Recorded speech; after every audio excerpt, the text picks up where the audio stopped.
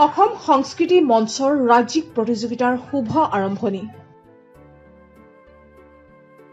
জাউতি যুগীয়া কুৰিটা আধুনিক গীতক ভিত্তি কৰি অসম সংস্কৃতি মঞ্চৰ উদ্যোগত আৰু দক্ষিণ কামৰূপ মহাবিদ্যালয়ৰ সহযোগত আজিৰে পৰা তিনিদিনীয়াকৈ অসম ভিত্তিত অসমীয়া আধুনিক গীতৰ প্ৰতিযোগিতাৰ শুভ আৰম্ভণি কৰা হয়।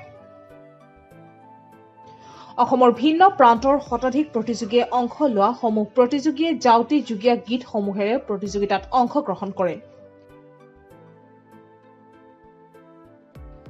চৰ্চাৰ পৰা ক্ৰমাৎ হেৰাই যাব ধৰা প্ৰতিযোগিতাৰ আওতাত পৰা গীতসমূহত কণ্ঠ নিগৰুৱা পুৰোধা শিল্পীসকল হ'ল দিলীপ চৌধুৰী, কমল নাৰায়ণ চৌধুৰী, বীৰেন্দ্ৰ নাথ দত্ত, আশা ভোসলে, তাৰিকুদ্দিন আহমেদ, ভূপেন হাজৰিকা, ৰাণী পাল, নলিনী কুমাৰ চৌধুৰী, লক্ষ্যহীৰা দাস, খগেন মহন্ত, দেবেন শৰ্মা, অনুকূল নাথ, দেবেন চন্দ্ৰ দাস, ডলি ঘোষ, জয়ন্ত হাজৰিকা, প্ৰসন্নলাল বৰুৱা, ৰুনুমী ঠাকুৰ, মিহিৰ বৰদলৈ, মৃদুলা দাস আৰু পুলক বেনাৰ্জী। সহযোগিতাৰ ক্ষেত্ৰত যেহেতু আমাৰ গীতসমূহ আমি হেৰাই যাব ধৰা গীত প্ৰায়খিনি আমাৰ চৰ্চাৰ বাহিৰত আছিল। অসমীয়া সংগীতৰ ধাৰাটোৰ ক্ষেত্ৰত আমাৰ সভাপতি মহাশয়ে যিটো ক'লে তাৰ দ্বাৰা এই নতুন প্ৰজন্মৰ ভালদৰে পৰিচয় হয়, সেইকাৰণে আমাৰ প্ৰয়াসটো অলপ ব্যতিক্ৰমী কৰিছোঁ।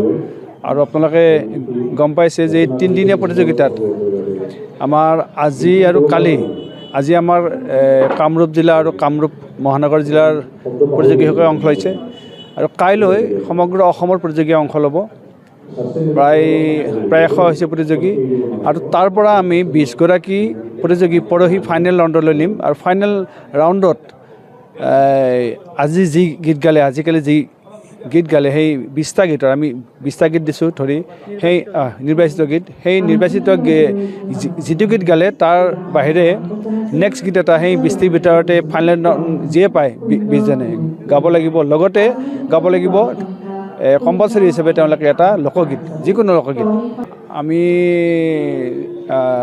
এতিয়াতো আজি ৰূপম ভূঞা, শান্তা বাইদেউ, আলেক্স চক্ৰৱৰ্তী আজি আছে, বিচাৰক হিচাপে আছে।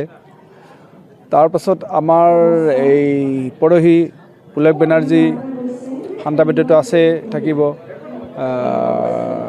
এইপিনে ৰূপম ভূঞাটো থাকিব, শেখ সাদুল্লাহ থাকিব।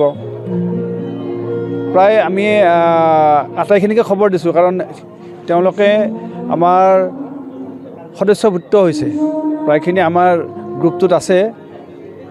আৰু কিমানখিনি শিল্পী হয় এতিয়া আমি ক'ব পৰা নাই, কিন্তু কমেও প্ৰখ্যাত শিল্পী ফাইনেল ৰাউণ্ডত 10 গৰাকীমান উপস্থিত হ'ব। আৰু সেইদিনা আমাৰ মুখ্য অতিথিৰূপে আমাৰ অসম চৰকাৰৰ IGP পাৰ্থসাৰথী মহন্তদেৱক উক্ত নকৰে, কাৰণ তেখেতেও এগৰাকী ভাল সংগীত অনুৰাগী, তেখেত আহিব। প্ৰতিযোগিতা 2টা পৰ্যায়ত অনুষ্ঠিত হ'ব।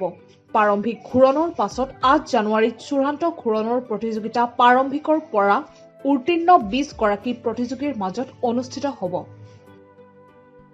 অসম সংস্কৃতি মঞ্চৰ যি জন্মৰ আৰম্ভণিতে যিটো আমাৰ যিটো আচলতে আমি জয়যাত্ৰা বুলি আমি জয়যাত্ৰা বুলি ক'ব খুজিম। আজি আমাৰ যিটো শুভাৰম্ভণি, সংস্কৃতিৰ অন্যতম এটা উপাদান হৈছে, অন্যতম এটা ঠিক তেনেকৈ কাৰ্যসূচী হৈছে সংগীত। সংগীতৰ যিটো অসমীয়া সংগীতৰ ধাৰা, সেইটো এটা অতি ঐতিহ্যপূৰ্ণ আৰু গৌৰৱপূৰ্ণ ধাৰা। এই অসমীয়া গৌৰৱপূৰ্ণ সংগীতৰ জয়যাত্ৰাত এতিয়া বৰ্তমান সময়ত যিটো কিছুমান বহিৰ সংস্কৃতিৰ ফলত অসমীয়া সংস্কৃতিৰ এই গীতৰ জগতখনতো কিছুমান আমাৰ সমস্যাৰ সৃষ্টি হৈছে, যাৰ ফলত আমি শুদ্ধ ৰূপত পৰিমাৰ্জিত পৰিশীলিত ৰূপত অসমীয়া সংগীতৰ আমি এই ধাৰাটো যাতে গৌৰৱ উজ্জ্বল হয়, সেইটো চেষ্টাত অব্যাহত ৰাখিম।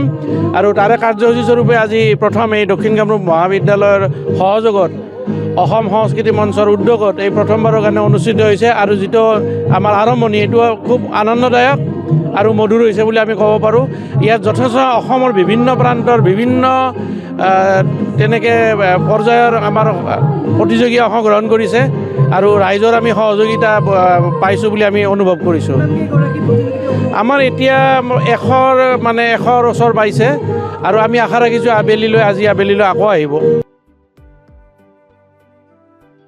নিউজ ডেস্ক ৰিপৰ্ট প্ৰাতঃটাইম ডিজিটেল।